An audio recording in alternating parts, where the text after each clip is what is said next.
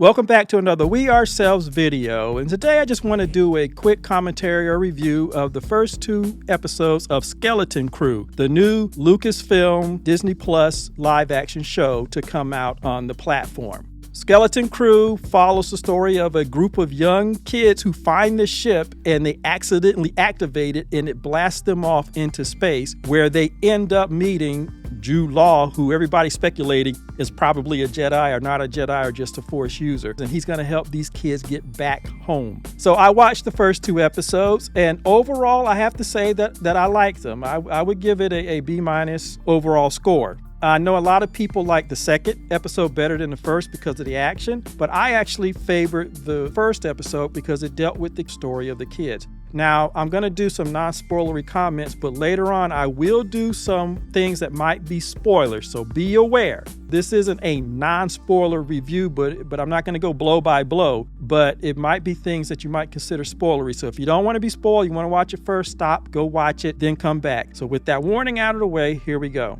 First of all the kids did a fantastic job. I liked all the characters. I think they're going to play well together. I like the setting, although throughout both episodes, I kept looking for those little hints that we're in the Star Wars universe, because the opening episode really sets up a standard suburban environment with little twist of alien technology, but not much to say Star Wars. And even in the second episode, when they go to a port and there's pirates, there's a lot of creatures that you could say Star Wars, but there's very little iconic Star Wars sprinkled in, unlike The Mandalorian, which had it, and unlike other shows like Andor. People say Andor is not Star Wars, but there was Star Wars sprinkled out through all of that.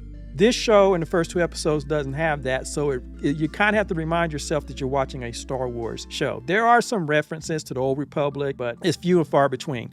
There's a mystery set up about the world that they're on and whether it's known to the outside galaxy or whether it's the story of myth. And so that is really interesting, and that will bring me back at least to the 3rd episode to see how they handle it. But for me, part of the criticisms that I have is the story plotting. There are obvious illogical changes to character behavior that they do so that the character can be in a certain place.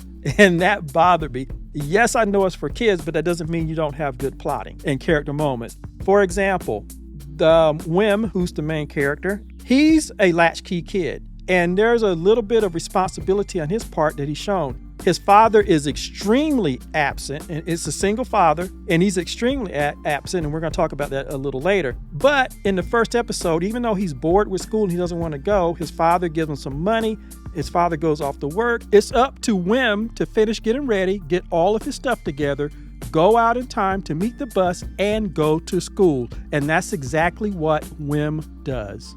He even has enough time to play fake lightsabers with his best friend. And he goes to school and he comes home and he feeds himself and he gets himself ready for bed.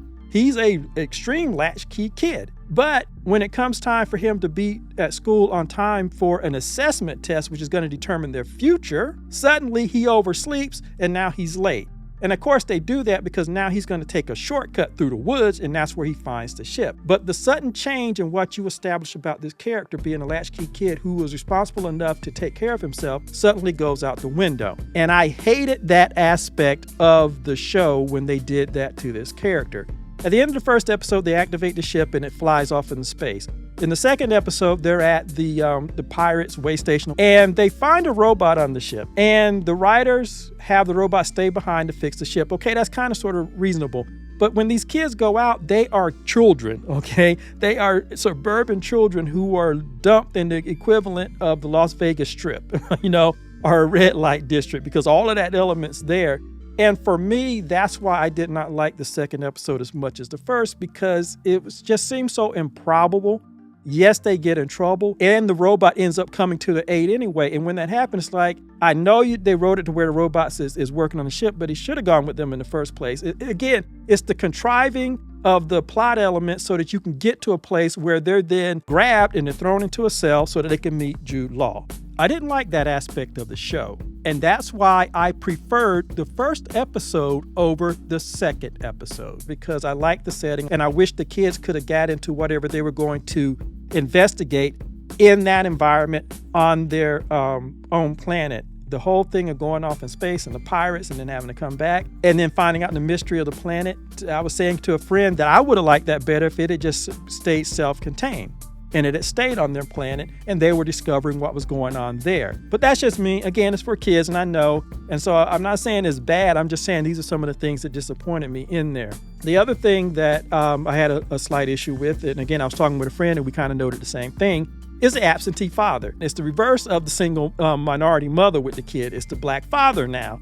But he is so absent, even when he comes home and finds his kid studying. Again, they show this kid has a level of responsibility in the first episode.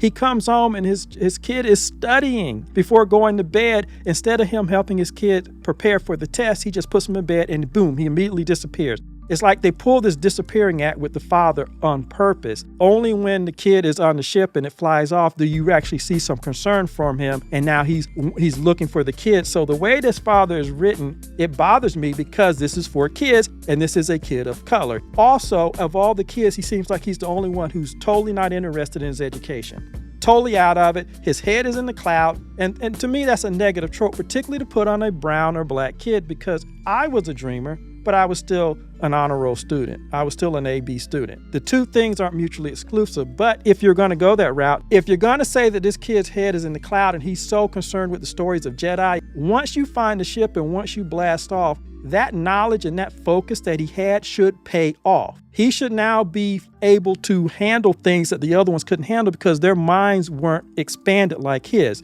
For example, in the 1984 film, The Last Starfighter, you had a main character, Alex Rogan, who was similar to Wim in many ways. Just like Wim, Alex had an obsession with a computer game and saw it as a way to escape his boring life. His education was also in doubt because he couldn't get into college. It's just a game, right? Except it wasn't. The game was a training simulation for being a real starfighter pilot. All the time Alex spent on the game paid off big time in the story and the plot when he becomes the last starfighter and is able to save the galaxy from the evil enemy. This type of character development is what's missing in Skeleton Crew when it comes to Wim's character. They are missing a similar connection between Wim's focus on the game and the ultimate payoff in the story. They haven't done that yet, and I don't know if they're going to do that. Again, it's just 2 episodes in, so I might be jumping the gun, and we might see that payoff later. And one last thing, and I know people are going to get upset about this, Disney has this habit of tweaking the female characters so that they're smarter and more capable than the male characters, and they dumb down male characters, and I feel they do that in this show. The 2 girls are casually smart.